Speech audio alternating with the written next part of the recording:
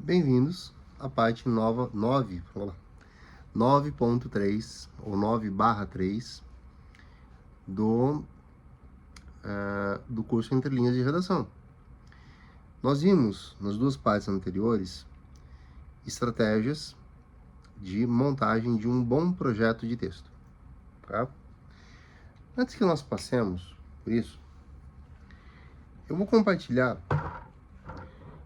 algo que os que são seguidores do canal já sabem que está rolando, que é um desafio. Eu desafiei a quem quiser, tá? A ler, ou na verdade ouvir, a minha declamação de 2 poemas,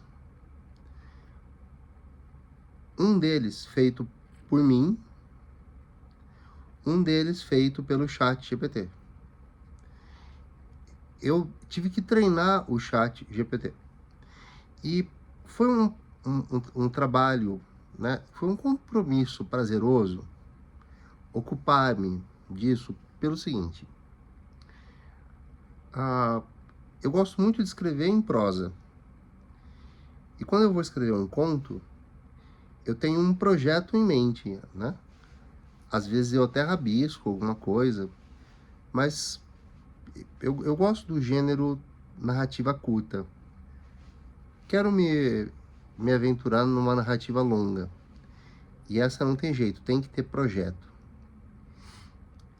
Eu nunca havia parado para pensar que os poemas que eu escrevo derivam de um projeto, isso no meu caso, tá?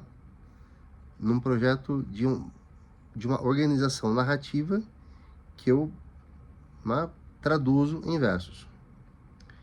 Quando eu tive que pensar, eu precisei criar uma forma de comunicar à inteligência artificial o que ela deveria fazer para compor um poema.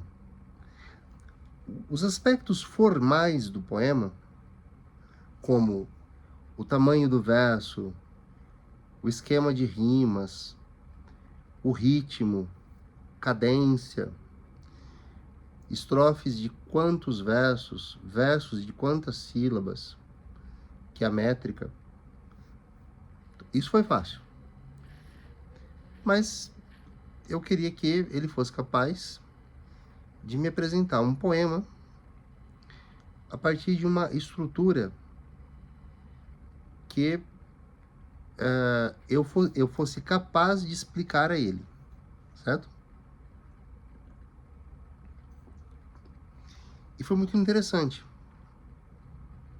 Eu tenho feito experimentos, sim, né? Como eu disse, eu sou uma pessoa estranha. Eu conheço alguém, eu gosto, né? Eu gosto muito de karaokê. E hoje eu sou alguém que faz amizade muito fácil, tá? Não sou inibido para puxar assunto, para me apresentar. E aí uma das minhas abordagens quando me apresento é dizer: olha, se eu te pedir para ler 2 poemas, você pode dizer qual é meu e qual é o da inteligência artificial? Essa pergunta pega as pessoas de surpresa, elas falam: o que você disse? Eu falo: eu treinei o meu assistente de inteligência artificial para compor poemas. E ele compôs um poema a partir de um molde que eu demorei uma tarde inteira para explicar, né, o que ele tinha que fazer.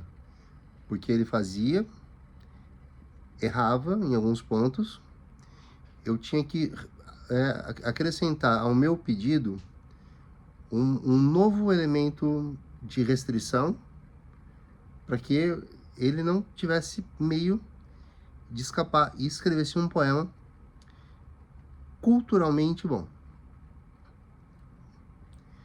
Algumas pessoas saem de perto pensando: nossa, esse cara tem um parafuso a menos.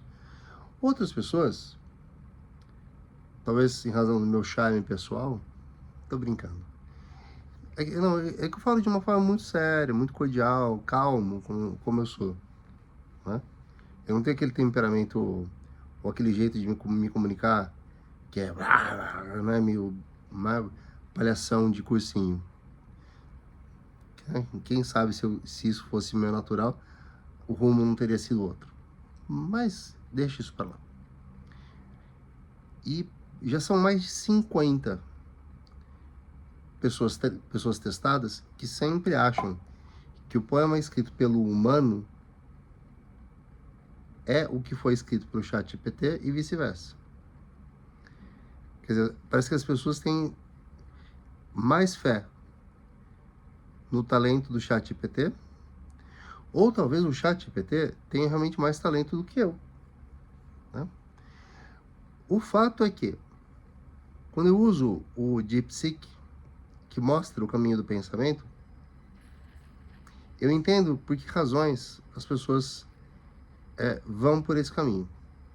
Passado o desafio na sexta-feira, quando eu fizer um vídeo para explicar, né, quem ganhou e com que explicação ganhou, isso vai ficar mais claro para vocês. Pois bem, nosso tema hoje é esse aqui: caminhos para a redução de atividades que afetam o clima no Brasil. Ok? Caminhos. Caminho é algo a ser percorrido. Então, a palavra caminho subentende que a banca corretora espera uma medida que se desenrola em etapas. Portanto, uma medida programática. Se a gente transformar em pergunta, seria: quais caminhos para a redução de atividades que afetam o clima no Brasil? Usando a estratégia de perguntas que nos ajudam a entender melhor o tema, eu perguntaria para mim mesmo, se eu estivesse lá fazendo uma prova: Tiago, que atividades afetam o clima no Brasil? Aí para pensar. O gigantesco desperdício de água, principalmente no agronegócio. A emissão de gases poluentes pelo uso de tecnologias, ou pelo não uso, seria pelo uso de tecnologias obsoletas e pelo não uso de tecnologias modernas de filtragem. A grande dependência, inclusive no setor econômico, de combustíveis fósseis. O Brasil e o pré-sal, aumento da produtividade, o ganho que isso traz para a nação, o ganho meramente econômico, curto prazo. Mas no longo prazo, esse ganho vai, ele vai ter que ser compensado, né? Há pouco, mais ou menos um ano, houve uma conferência na Europa em que se chegou à conclusão de que, para implementar as atividades cientificamente possíveis hoje para atacar a mudança climática, seriam necessários 1 trilhão e 300 bilhões de dólares. Nessa conferência, líderes globais se reuniram para discutir, né? Olha, eu vou dar uma fatia da pizza desse tamanho. Eu posso dar uma fatia um pouco menor. Tudo somado e subtraído, chegaram a um consenso de um investimento de só 300 bilhões de dólares. E não o 1 trilhão. 1 trilhão de dólares é a fortuna de 2 Elon Musk. Ou Elons Musks, se vocês quiserem. É mesquinho, não é? É muito mesquinho. Eu fiz enfim, uma averiguação com auxílio do meu assistente virtual, né, do quanto seria necessário investir em saúde mental com programas de terapia cognitivo-comportamental, ou a tradicional psicanálise, para todos os brasileiros que passam pelos CAPS, Centro de Atendimento Psicossocial. Acho que é assim que se traduz, tá? Hoje, uma pessoa que precisa de um acompanhamento terapêutico ou psicanalítico consegue uma sessão hoje e outra sabe-se lá quando.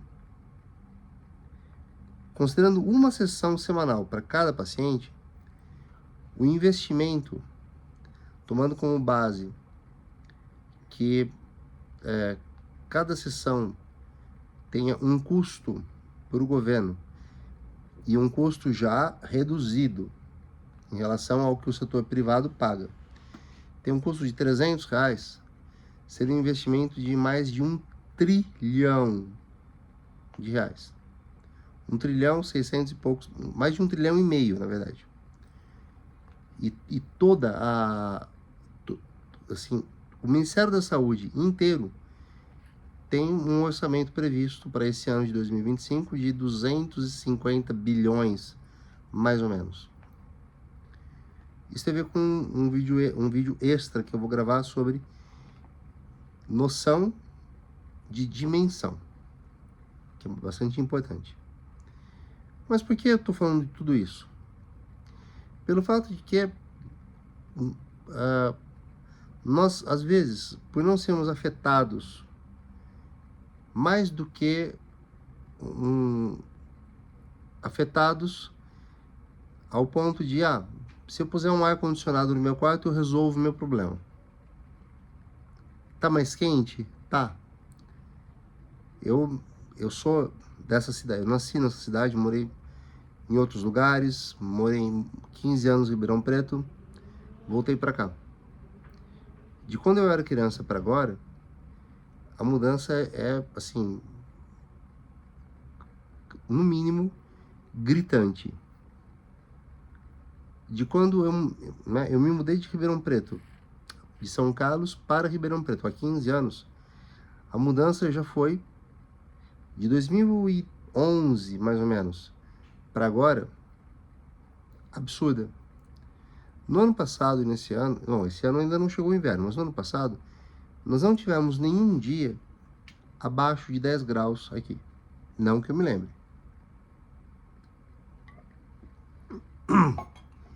Pouco antes de eu me mudar, no último inverno que eu passei aqui em São Carlos, foi no inverno de 2010, um dia era finzinho do primeiro semestre, eu liguei o carro não ligava.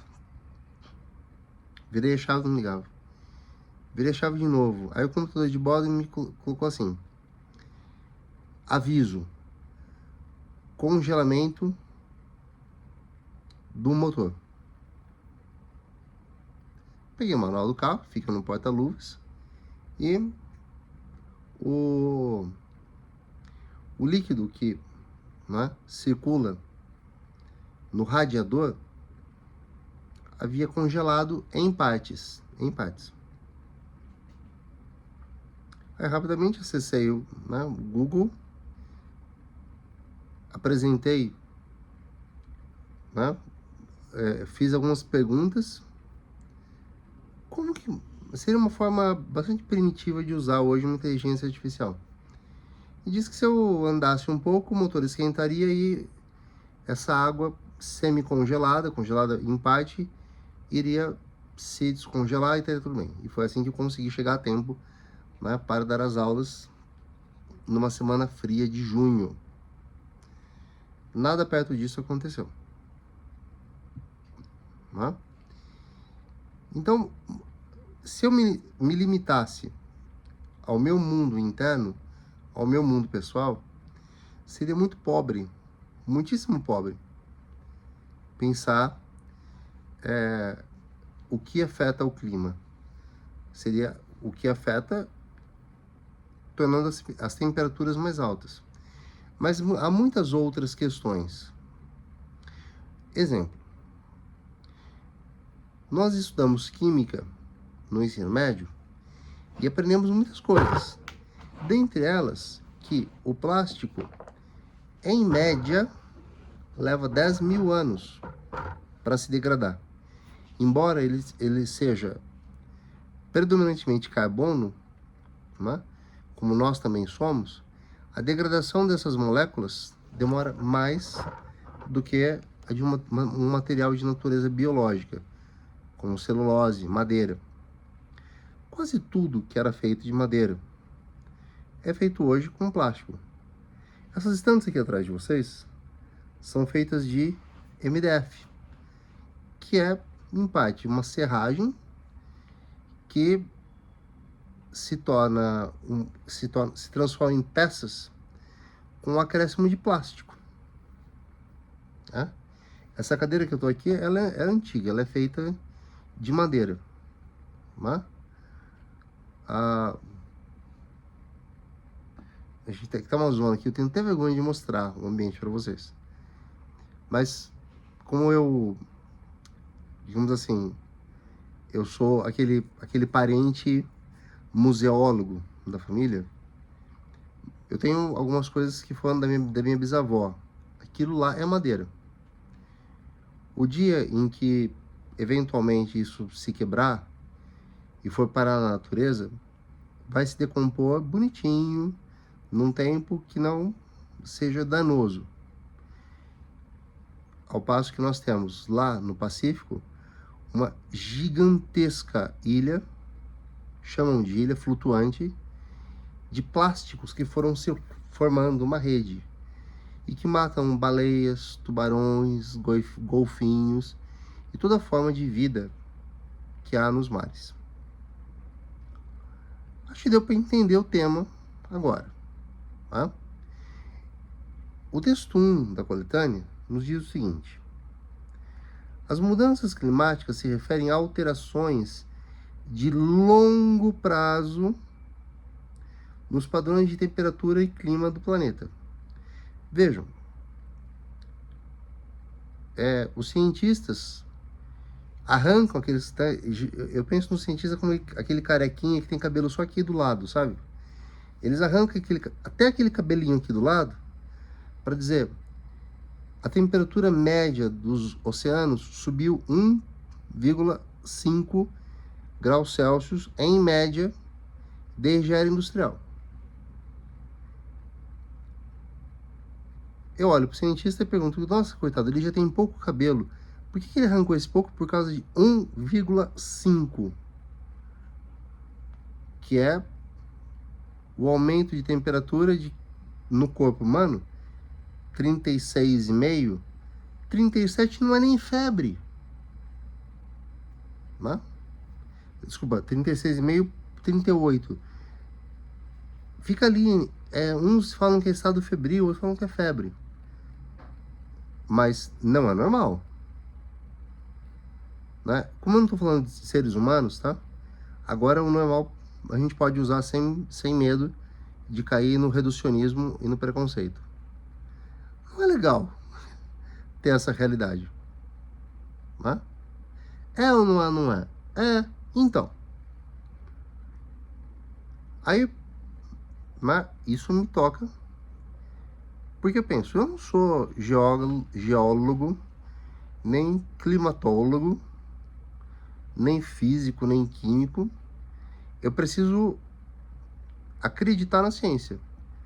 Como, em relação à comunicação, algo em que eu sou altamente especializado, as pessoas têm que acreditar em mim, né? Sem prejuízo da possibilidade de eu errar. Claro, que isso fique certo. Então, essas alterações de longo prazo ocorrem e veja, a gente está falando de quase 200 anos, ou um pouco mais de 200 anos, quase 250 anos. Alguém pode falar, mas aumentar 1,5 graus em média? Em média. Mas lembre-se que no ano passado, 2024, tivemos mais de 40 graus na Sibéria, tivemos neve e chuva no deserto do Saara. E esse ano, em pleno inverno, queimadas na Califórnia.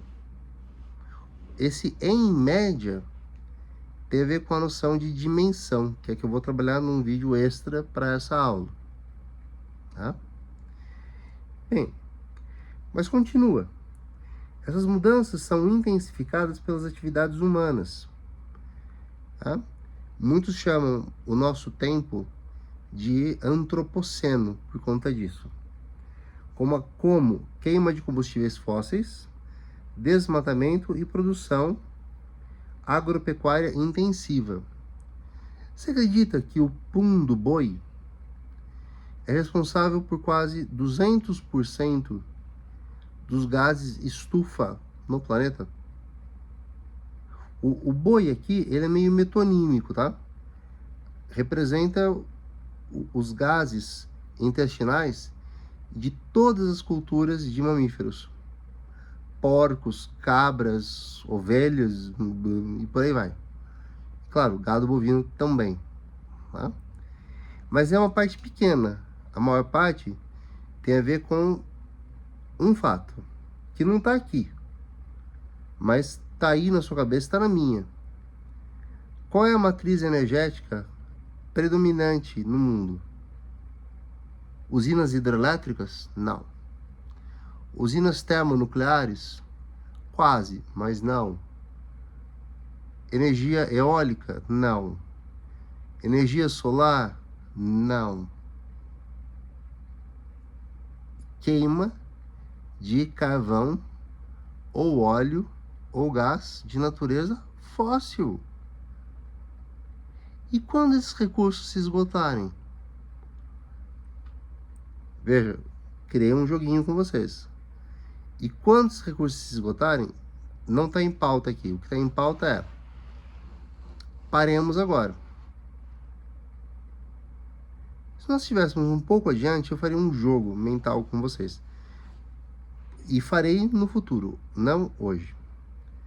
O texto 2 diz o seguinte: o Brasil é um dos líderes emissores de gases de efeito estufa no mundo, sendo o desmatamento na Amazônia, as queimadas e a pecuária os principais responsáveis. Além disso, a expansão do agronegócio e a falta de políticas públicas ambientais efetivas intensificam os impactos no clima. Nada de novo até aqui. Aqui é muito impactante. Isso é fato. Ou melhor, é um acontecimento que se traduz num fato difícil de refutar. Quando alguns dizem assim: a Europa envia dinheiro para o governo brasileiro ou ONGs combaterem o desmatamento, a pecuária extensiva, né? E também para fomentar políticas públicas mais modernas. Mas eles destruíram o ambiente deles. Você já esteve na Europa? O que eu vou falar agora parece um pouquinho arrogante, mas eu já estive, e não foram poucas vezes. De fato, eu tenho que confiar no que é história. Destruíram, mas repararam. E tiveram que destruir o que destruíram em nome do progresso naquela época. Hoje, países de ponta como a Holanda, por exemplo, são países produtores de ideias. O ativo deles, o ativo econômico, são ideias de empresas que vão produzir em países que estão em desenvolvimento, criando uma simbiose. de natureza econômica, o que, ao meu ver, é positivo. Nós, no entanto, somos fiéis depositários. Você sabe o que é um fiel depositário? Deixa eu explicar. Esse é um termo que vem do direito. Suponha o seguinte, que eu, Thiago, eu devo um valor, uma nota promissória para você. E eu não paguei no dia que deveria pagar. Então, você aciona a justiça num processo de execução judicial, para que eu lhe pague. Aí o que ocorre? Você entra com esse processo, o juiz entende que o título, a nota promissória, confissão de dívida, é válido. Um oficial de justiça vem até a minha casa e fala: olha, você vai pagar? Eu falo: eu não tenho. Aí eu respondo: eu não tenho dinheiro para pagar. Você tem algum bem para penhora? Eu falo: olha, eu tenho essa casa, mas essa casa é a casa onde eu moro. Ela não é penhorável. Eu não posso dá-la como garantia. Mas eu tenho um carro. Vale até mais do que a dívida. Então o oficial de justiça pega, né, ele fala: você tem os documentos do carro? Eu falo: tenho. Ele anota tudo e me entrega um documento dizendo que eu sou fiel depositário daquele bem. E que se aquele bem se perder, eu sou o responsável. Né? O Brasil é fiel depositário da maior reserva em termos de bioma, em termos de floresta, regulatória da dinâmica de chuvas. Nossa, professor de redação parece que está falando que é professor de geografia. Nós professores de redação, nós somos meio... A gente desempenha aquele papel do palhaço no circo, que quando algo dá errado, ele entra e, né, faz um improviso. Então, né, o Brasil é, sim, um fiel depositário de reservas florestais fundamentais para que o clima não se desestabilize. Com a progressão, o avanço da destruição da área de floresta para soja ou cultivo do gado, lembra que o gado é pior porque o boi solta pum, né? Nós temos um compromisso que é maior do que o compromisso com a nação brasileira, é um compromisso com o planeta. Tô vendo que o vídeo está chegando aos 29 minutos. Façamos uma pausa para vocês fazerem um xixizinho, comerem alguma coisa, tomarem água, fazerem um café, e nós voltamos para continuar lendo os textos de apoio.